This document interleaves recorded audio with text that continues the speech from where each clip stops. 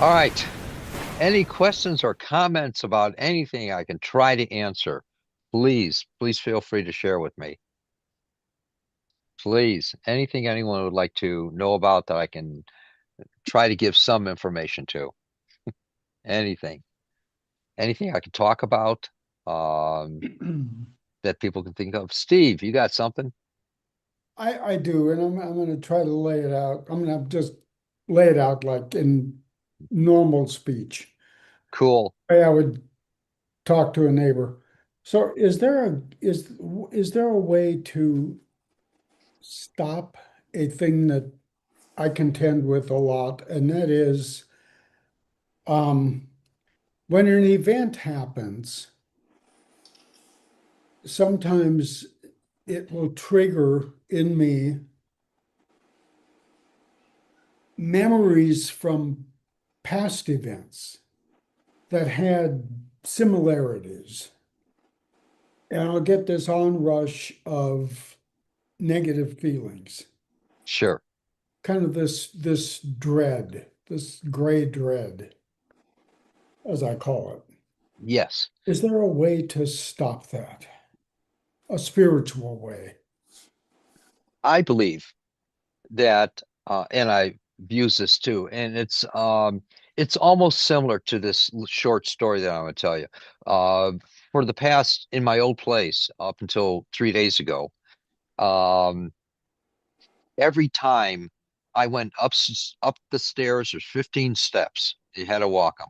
Every time I went up 15 steps to my apartment and came down 15 steps to my apartment, the steps are a tiny bit angled and they were shorter than what I would refer to as regular steps, normal steps. Okay. So I had this great fear, and the fear immediately was tripping or missing a step.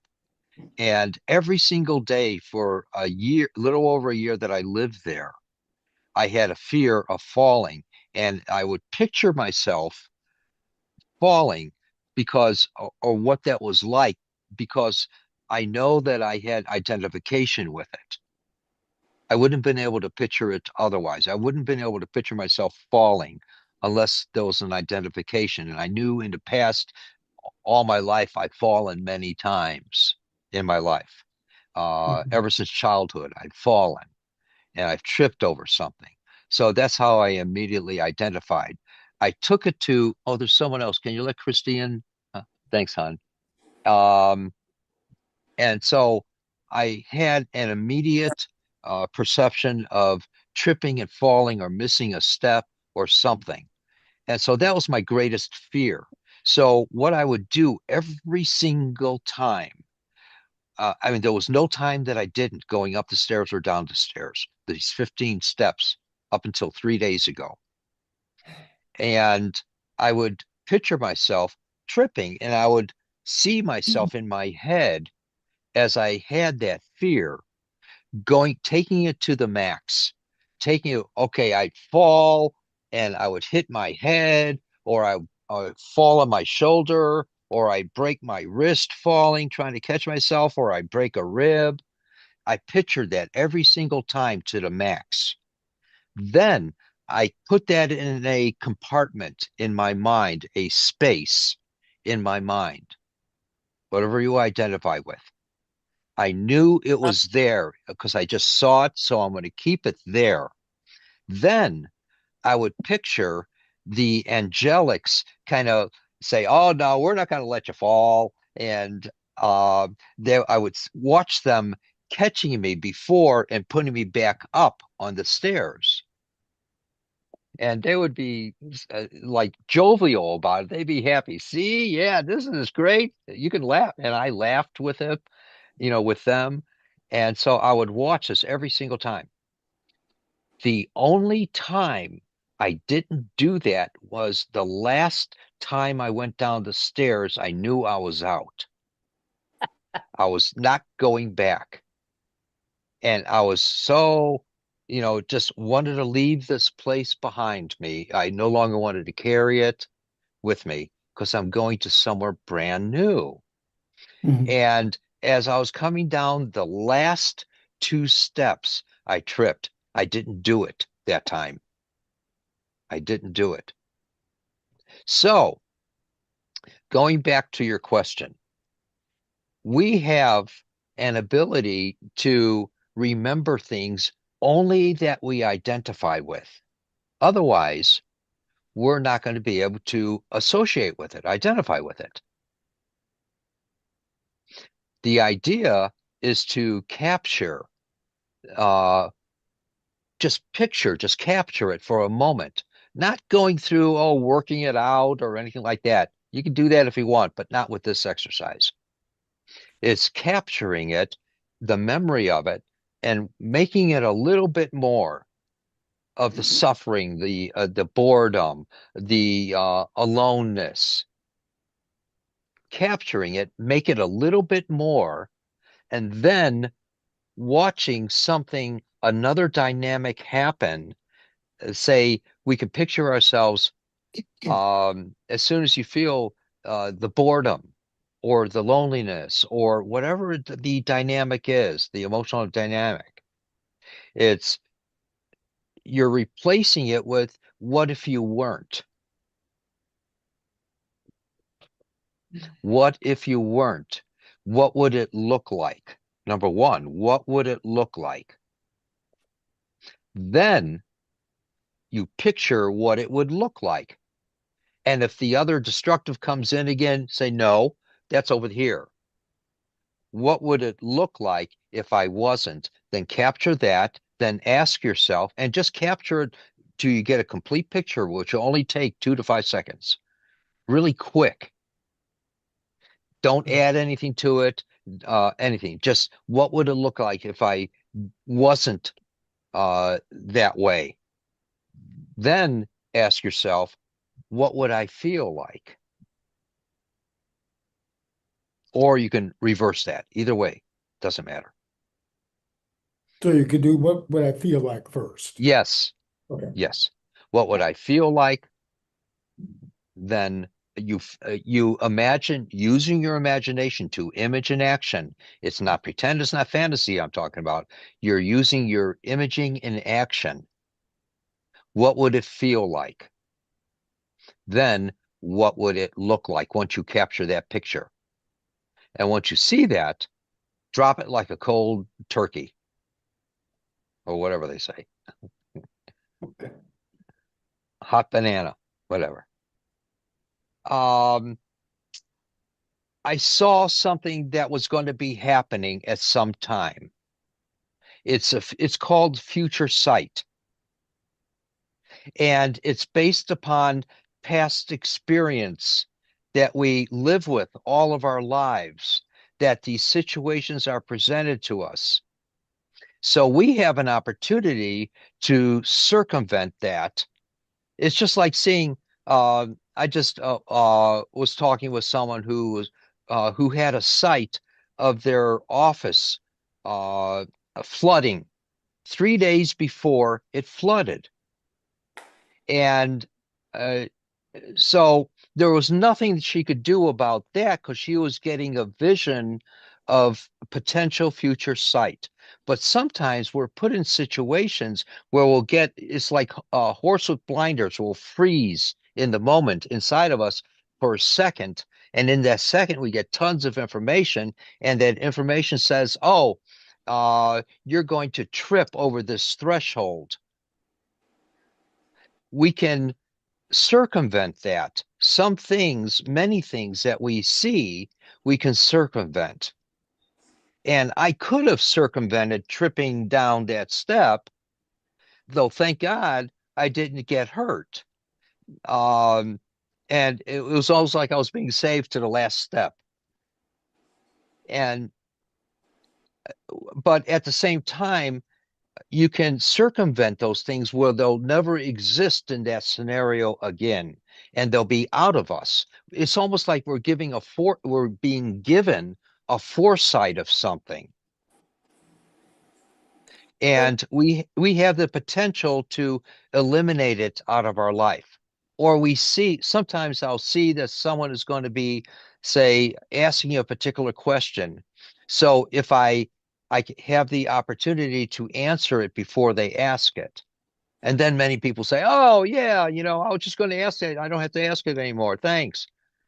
And we can see these things. The more often we put those into practice, the more prevalent they become. So what I was doing when tripping down the stairs, it was almost like I cursed myself.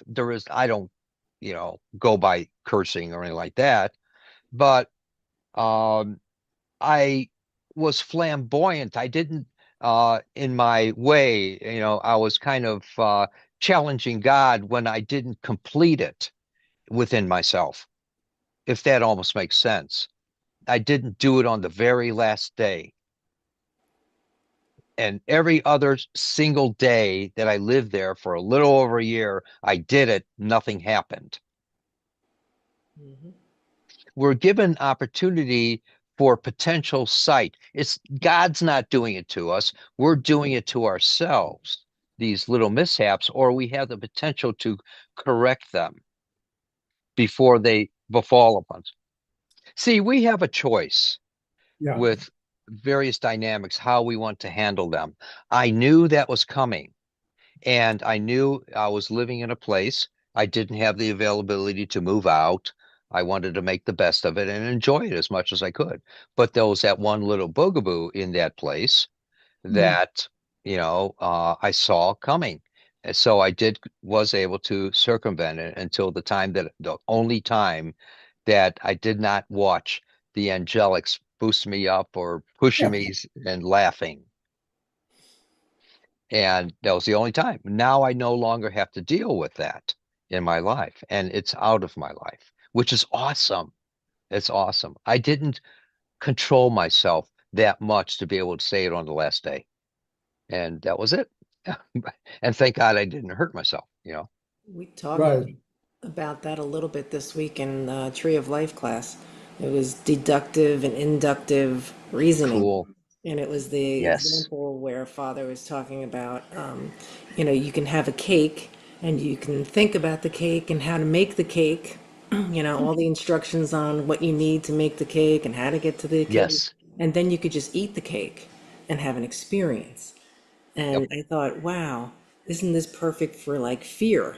Like Yes. instead of bracing up against, what could possibly happen, thinking about all the possibilities of what could possibly happen, creating that whole spinning inside Yes. of yourself, I can just place myself after the fact of the Yes. experience, of perfectly fine, perfectly safe, perfectly whatever it is that I'm fearing up against, and Yes. totally create a different reality. We live on this orb. We're subject to things on this orb. We're subject to memory. We're subject to identification. But as you're suggesting, we have an ability to circumvent things that are demeaning or that are going to sabotage us emotionally, mentally, or physically. And we can circumvent these dynamics by knowing otherwise, another wisdom. I chose the angelics. And like if I was going to fall backwards or be getting my foot caught up underneath the step above or below, and not being able to catch my step, I watched them in my mind pushing me up, going oomph like that. They were saying oomph and laughing when they were doing that. I envisioned that all the time. And there were times that I would have gone backwards, catching my foot. So, but my point is, we're always as conscious as we choose to become, and that's key. As conscious as we choose to become in anything, and everyone's had this experience. The more conscious we become of something, of a pitfall of some nature, physically, emotionally, or mentally, if we're conscious of it, we can catch it during the act of being conscious of that thought or after that thought and saying, no, this is not going to happen to me. We have the ability to maintain. We're created in the image of God. The great book says that. And so here we are with that ability. We're creating the image of God. So therefore, we have the ability, if that's true, we're created in that image. We therefore have the ability to recreate in that image. We're living in a mind. We're almost like one grain of sand out of all the beaches in the world. And the sand doesn't stop at the shoreline, it goes into the water as well. So there's a lot of grains of sand there. We're an individual in that mind. But it takes all of us with our free will that we're endowed with. It takes all of us to find our place in that oneness, in that mind. So here we are, if we're created in the image of God, if that's true, we have the ability to recreate in its image. If that's true, that we have the ability to recreate in its image, we are therefore co-creators. We have free will. We're the only creatures in this universe who have a brain organ, and it's for a purpose. What's the use of it otherwise?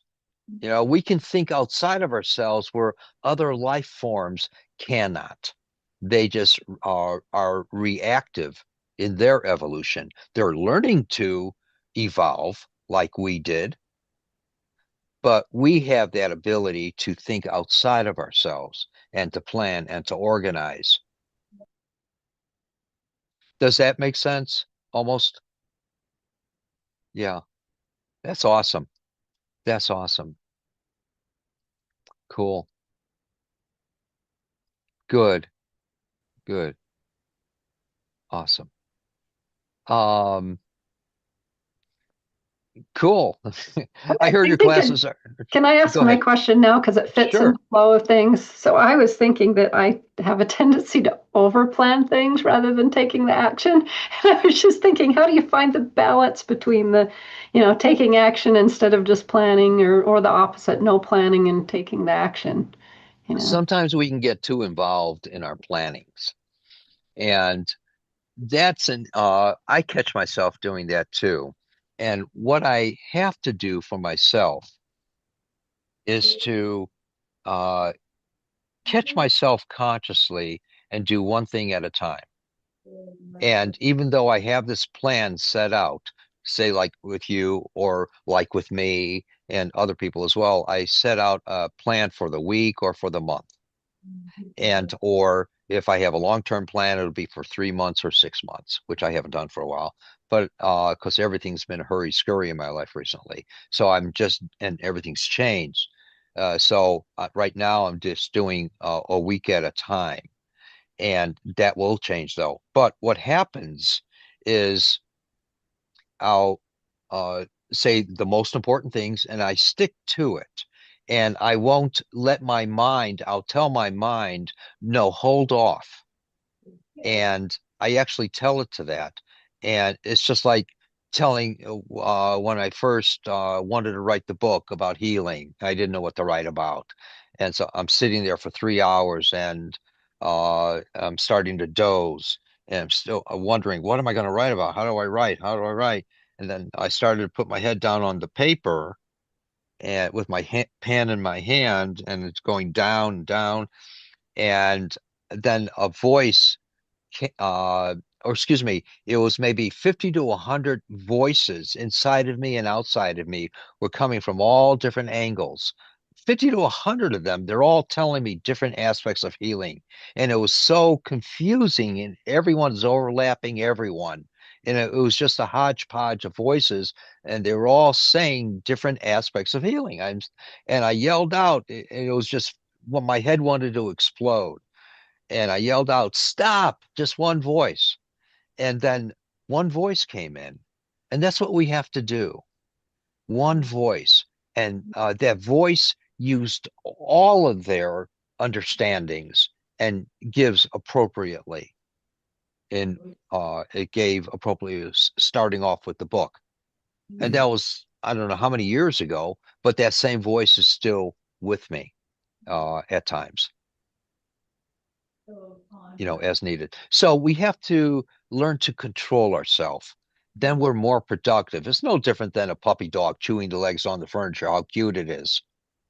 And then, oh, it's too cute, it's too cute. And, I just got a brand new rocking chair and the dog chewed the darn thing. And I had to throw the rocking chair out, couldn't get it fixed.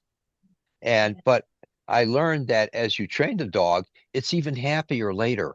So that's what we're doing to ourselves. As we train ourselves, we're happier and we'll get more direct understandings that come forth from us. That's how we learn or begin to learn how to listen to ourselves, is sticking with one thing. That's the most important. And then, we know we have all these other things and say, okay, you guys can come in now. And they will. And they will. Which do you want to handle next then? We have all these thoughts and all these processes going through our head. Our heads are just so busy. It's the mind that carries all the identifications. So to kind of repeat back to you what you said, all of those voices were valid. They were Yes.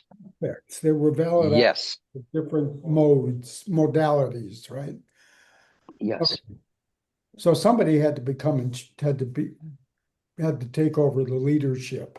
Yes. But I had to make a choice Okay. to be a hodgepodge in life, all different venues. I knew what I worked with, the form that I worked with pertaining to healing.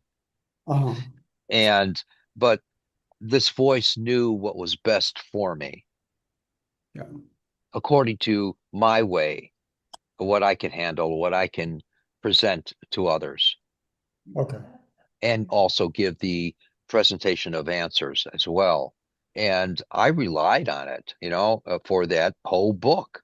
And that book then only took, I think it was 3 months to write, 240 or 50 pages.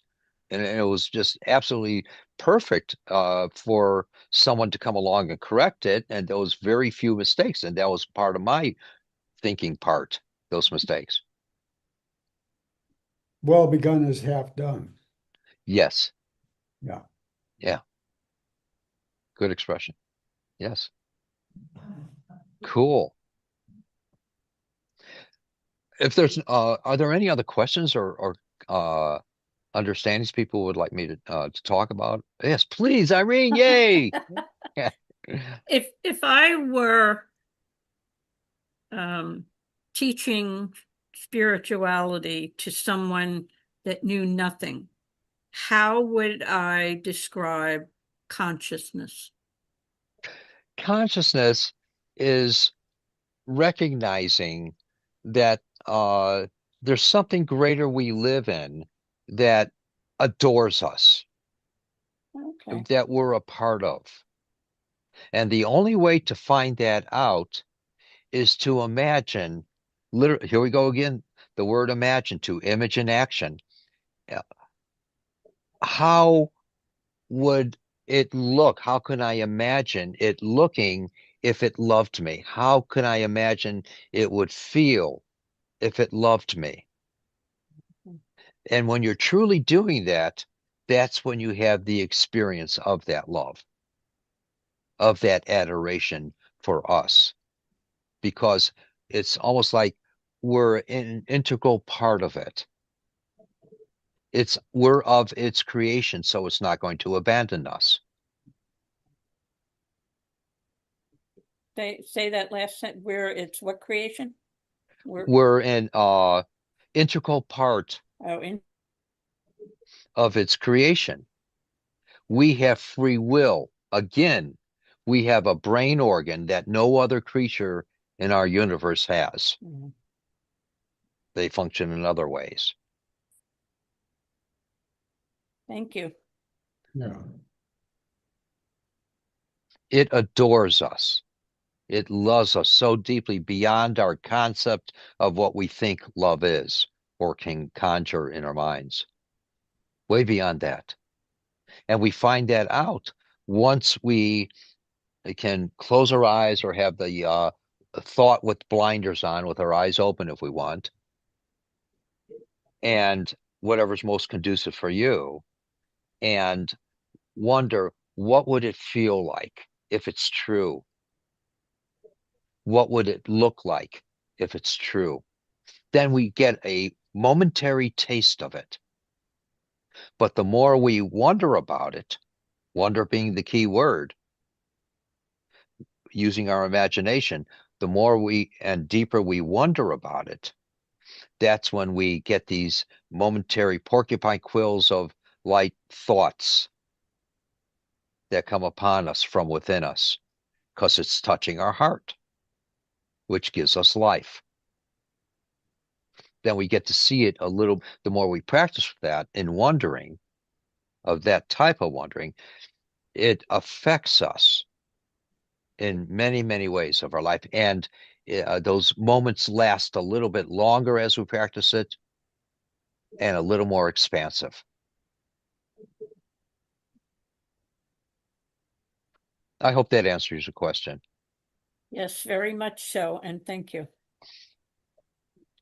That's consciousness to me. I can Yes. agree with that. Yeah. All right. I remember a teacher in my order, he said, "What makes me a master teacher? Anyone here tell me?" It was so egoically, there. And I just didn't even want to talk to him. But he was a teacher too. But in any case, ah, and so please, any other comments or questions about anything I try to answer, please. Anything. I love this. Yeah, please, Tracy. Yeah, I'm curious. You mentioned you were going to this conference and it was with your order. I'm curious what your order is. It's the a couple different names: Holy Order of Man's, the Holy Order of the Golden Cross,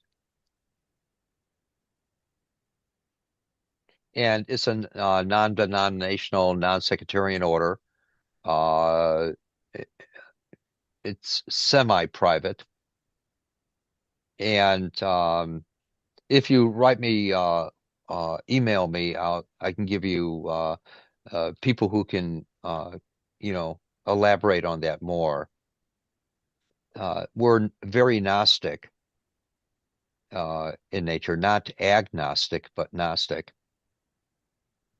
And Gnosticism, in my understanding and my experience, is the godliness within and getting to know of it, and how it's a part of our life. And whether you call it divinity, unconscious mind, or subconscious mind, or the greater mind, or the world's mind, whatever you want, it doesn't care. The divinity itself or God, I call it God personally, and that's my preference. Everyone has a different name for it, I guess. And so that's my understanding of what Gnosticism is. Uh, it doesn't care who a person is, what a person is. But there's teachings that are a part of it that are very important for our survival and our getting to know ourselves. And that's what it's all about, getting to know ourselves. Good question. Good question. And all right, great. Awesome. Awesome. Please, anyone else or anything? I love this. Patty, yay! About time, Patty. Yeah, about time. When Sue was expressing her concern about being busy and what should she do first, it brought up a memory for me. About 9 years ago, I had called you for an appointment and expressed to you I was getting so chaotic because of overtasking. I mean, over multitasking. Because we had just moved here and there was a lot to do, and Yes. it was overwhelming. And I know, knowing you for almost 30 years, Mark, I have the tools that you taught me, but it was past tools. It was I was just losing my mind. And you said, Patty, the best way I could help you is just do one thing at a time. And I said, well, I can't. And you said, but you have to, one thing at a time, and just stay stirring your coffee, just stay turning the shower knob, just stay in the Oh, one wow. thing. And Mark, that was so amazing. And it stuck with me so well. I was absolutely blown away when you focus on one thing, because you Yes. said, watch what's going to happen. All those other 7 or 8 things you have to do today, they're going to go boom, boom, boom, boom, boom. And you were absolutely correct. So I wanted to share that. And Cool. I wanted to say that was very instrumental in me keeping my multitasking in order, not going crazy over, gotta do this, gotta Yeah. do that, gotta do this. Now I'm over here. Well, let me take that. So I wanted to thank you for that. And I wanted to share that with people, how wonderful that works when you focus on one Yeah. thing. And it's really neat because if we don't do that, we're like a chicken, the proverbial chicken with the head cut off. It's all over the place, not knowing where to go. We go crazy, we crash, we get depressed, we have these things on our head, we feel complacent, we don't do anything. And we just wait for the next day. And the next day we have to do these things too, and things start catching up with us. So it's constant as we learn to focus just a little bit. It's not doing masterful focusing or anything like that. Just do it one little thing, and that's all that matters. And then things start to become simpler, and our lives become simpler in life. And we get less involved in the chaos to just do one little focus thing. And that's awesome. Yeah. Yeah. Very good point, Patty. It Very, made very it good point. easier to complete the rest of the tasks, seemed so simple instead of Yes. confusing. It was Yes, easier. exactly. Yes. Then we find ourselves going through change. There's a calmness that begins to come over us. It's not going to happen immediately, and uh, and we get less dizzy in our life, craziness or chaos. But the change happens, and for every change, there has to be chaos, but it doesn't have to be so chaotic. We can't have change without chaos, nor can we have chaos without something changing, because there's a switch that's happening, but it can be very subtle in our life, made very easy for us to be able to handle. It's up to us in our ability to witness things, to see what's happening. That's what witnessing is, to see, truly see what's happening. And then we can kind of stand back and say when someone's throwing something at us, whatever, we don't have to we don't have to respond. We can observe. The world is so used to the chaos and it lives by it. It tells stories about it. It's in books, it's in televisions, it's in conversations. As we learn to listen, there's a stillness that happens and we get a truer picture and things become simpler in our life. And as you suggested, turning on the water, you know, observe yourself for that. You'll notice in that moment that you're turning on the water, there's nothing else. Nothing else exists. And the more often we see ourselves, we're not in that chaos then as we see ourselves. How awesome. How amazingly awesome. That begins to help us to become more still within ourselves. more in control of ourselves as a result, if that makes sense. How cool. How cool. Christy, any questions? Hi, Mark. No, I'm Uh, just listening. Are Thank you you. sure? Okay. Sorry I was late. I just got back home. Thank you. There's no late in this, nor the healing circles. All right. Cool. All right. Good, good, good. Great group of people. And any other questions from anyone else? Please, anything I can try to answer. Anything. Yes, please, Kathy. Is life like a box of chocolates or a box of puzzle pieces? Chocolate. No, Chocolate. no. I heard I like this uh saying about our egos. Where when we incarnate, we're all handed a box of puzzle pieces, and Yeah, I each agree. box each box is different.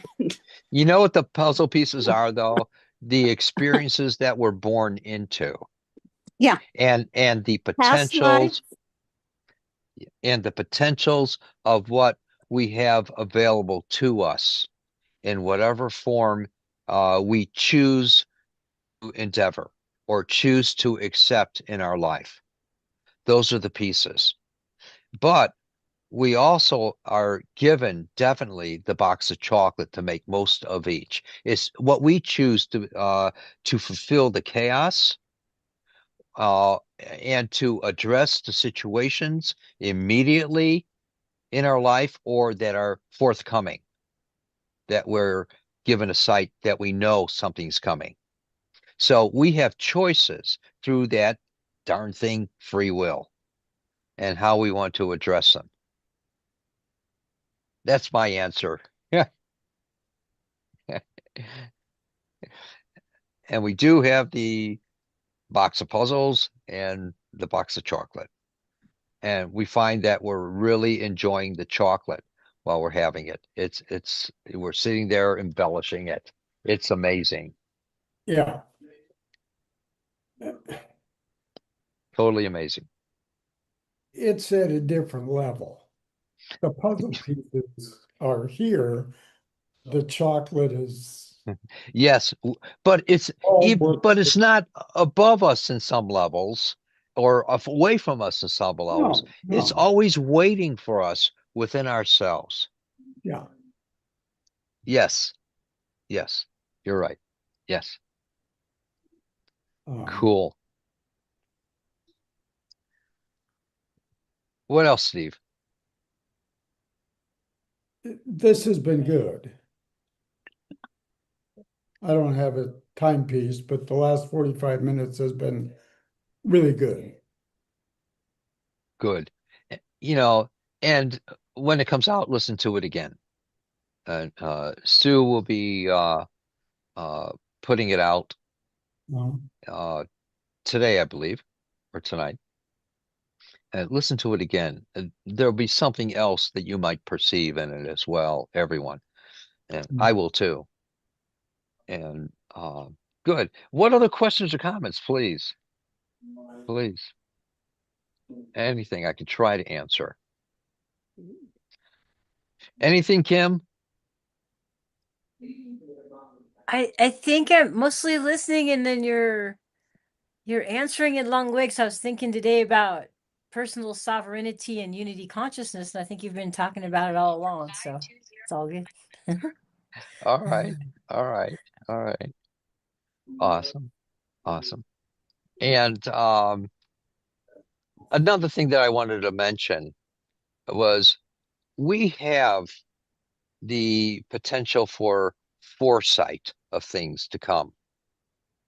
And we can find that in our life a little bit more as we notice, like we're doing something, then all of a sudden we'll have some kind of an image of something happening in the potential future. But we don't know it's the future. We just think, oh my God, something, my business is going to break, and or something's going to happen.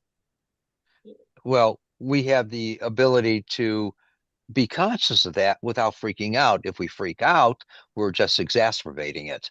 We're making it come true.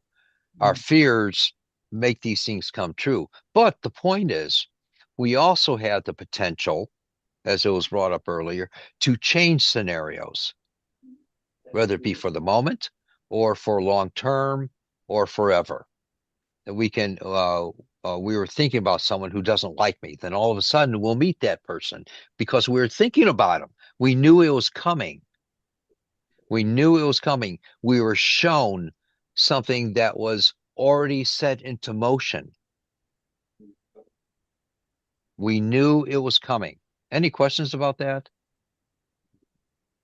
So we have this opportunity to be prepared for it or to avoid it if we don't want to be put into that situation. Um, You Make can sense? have foresight for good things too, right? Exactly. Exactly. Exactly. Yes. Exactly. the conversation about multitasking, which, you know, having a full plate, and that process, which is so key to getting it under control, which is prioritizing, Yes. is first. Yes. And and the dynamics of that decision making are what we serve. Otherwise, uh, we can have a genius, literally a genius, and Yeah. they're going to go crazy.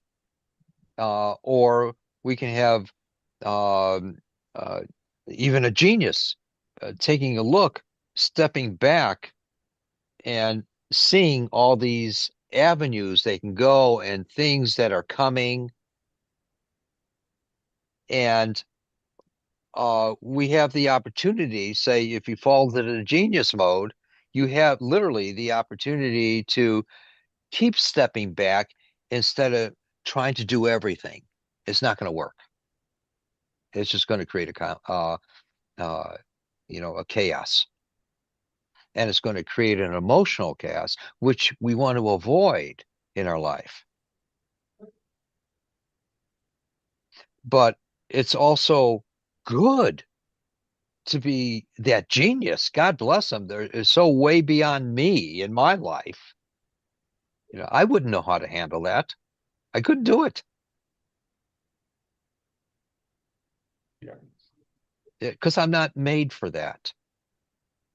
Everyone is a unique cell within the mind of God, or a grain of sand within the mind of God. But we're learning to control ourselves. That's what's important. And in learning to control ourselves, we have the idea of, at some point in our life, everyone does, to learn to control ourselves because something's out of control. And it's because it was already set up in this greater mind for us to perceive, to learn to control ourselves, if that makes sense. It was Yeah. already set up in the mind based upon all of our experiences, all of our mental gyrations, all of our readings, all of our witnessings of things, our conversations, everything. Everything's kind of bringing us into getting to know ourselves. That's what it's really all about. So when something really chaotic happens with me, I have to stop myself during the act of chaos or after the act of chaos.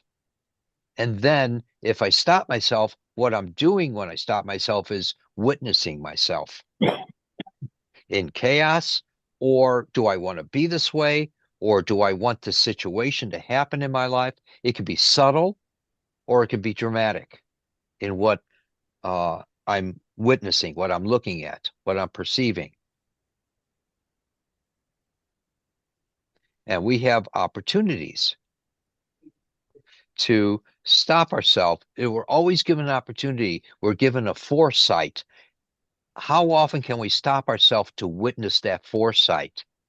It's taking a look back at those moments that were in frozen moment that were have an idea about something.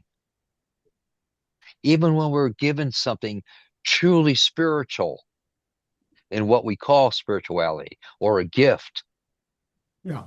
we still have to stop ourselves. Okay, how am I going to utilize this when it does happen, when this gift happens, or when someone's sharing something with me? How am I going to utilize this in my life? And you'll see that that spiritual moment turns into something greater.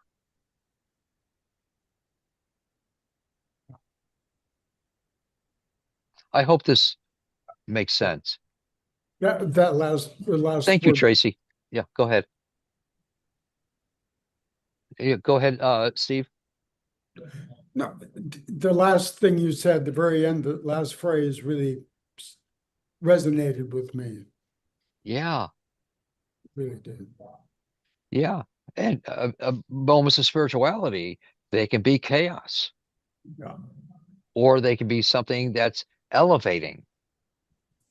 And it's the continuation of recognition of that. How long can we maintain the thought? And then as soon as we witness it, we want to break the thought. Yeah. That's our nature.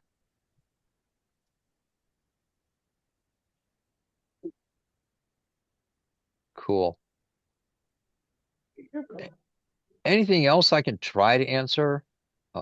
Anyone? No, it's good. It was good. All right. Anything, Kathy or Sue or Patty?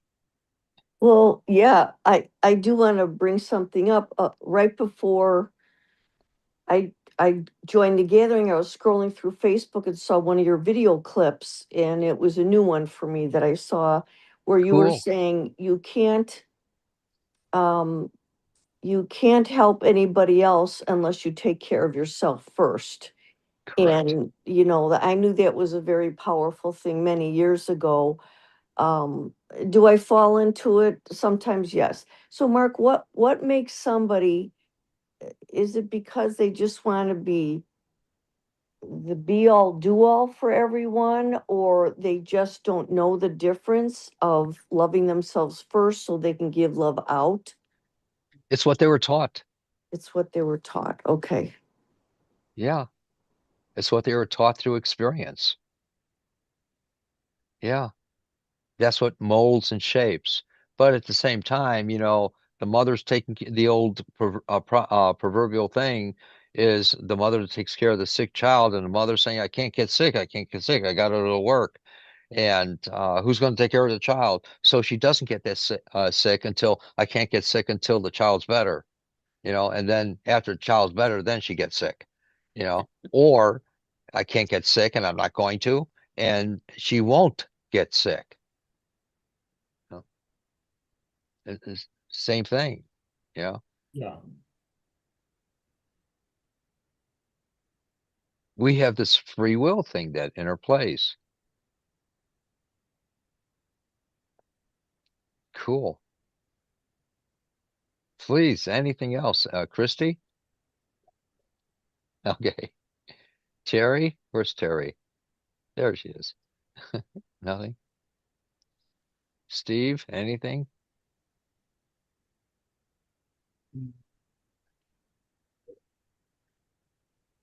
How What? about Mark B down there? He hasn't said anything. I'm I curious. know, I know. Mark B. Where are you, Mark B? You probably walked away for a moment. All right. Steve, anything? No, thank you though. All right. It's Patty, just anything else? that hierarchy of things that need to be done, Yep. that choosing process. That choosing process really I realized, I mean, I just saw this revelation that really is who I serve. I serve that decision-making process, that priority Yes. process. Yeah. That's really what It's more of there's this internal control that uh that we're utilizing to serve us. We're reciprocal of what we choose to be in control of. We're reciprocal. All the activities happen as we choose to focus on one. And I don't know so much about the control part. We're learning to control ourselves. That's what it's all about. yeah. Everything else is superfluous chatter, in my understanding. We make too much out of it, and that confuses us. I try to make things as simple as possible in my life. Then I don't have to worry about all the jargon, all the other modalities, or anything else. I love the simplicity, and that's what's most important to me in my life. I know that when I have to focus on something, I focus on it. When I'm free, I'm free. When I want to play, I play. And this is what my question was about, is because I don't stress over any of it or multitask. I just sit and it's like herding a big group of sheep. And I'm like, okay, these are all my tasks that are wanting me to do them. And I'm really calm and I'm thinking, okay, we can eliminate those. Let's go put them in that fence. These two. And then I'm like, Exactly. still have a big group. Which one inspires See, me? I can spend but forever yes, there. and you have that unique gift to be able to perceive of all those things and be conscious of them and put them in the files. And when the situation comes up, something from the file comes out. How amazing. How amazing. Yeah. And some people have that. Some people in this world have that ability. I don't, you know. I love the simplicity, and that's the best part of life for me. Yeah. Cool. Anything else, please, from anyone. But understand everything that we're going through in life, no matter as subtle or dramatic or uh, destructive or constructive, even these greatest spiritual things, it's all been in the working. It's all been in the working dependent upon our experience of life. And we have the opportunity to have the forethought that was already thought of in its process of being made.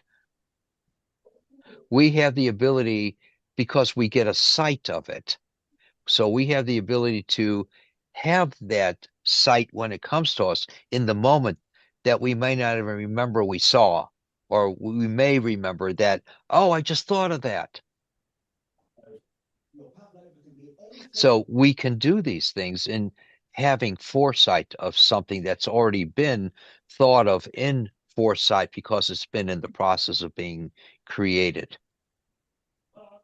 according to our life's experiences. It makes sense? Things that we can identify with. I hope this makes sense to some degree. I want to say that it makes sense to me, because if I'm narrowing it down and I still have a big group to choose from, like that might be the one to choose. Like one's already creating itself and I like it, I go, okay, that one, because it's already going, Yeah. rather than starting one that isn't. Yeah. Yes. And we can even quicken the process a little bit by, say, going to sleep at night.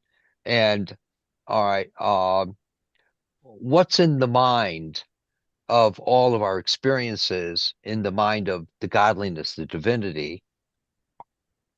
What's in the mind of what's going to be happening? And either in dream or something will come to us. It's not what we're conjuring. It's not what we're making up in our thinking or fantasies, but it's something that's shown to us from within ourselves. It's going to be different than our fantasy thinking. I'm going to take that as an assignment. Exercise.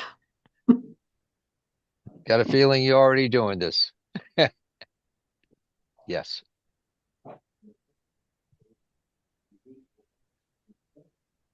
All right, everyone. I really want to thank you all for being here. And once again, we're going to be here. Follow along with the website. What is this, every other week? Every other Monday. Every other Monday. Cool. Thank you. Oh, thank you all. And don't forget the Okay. Healing Circle. I'll work with healing directly. And don't forget the workshops. Or look on the website for everything. All right.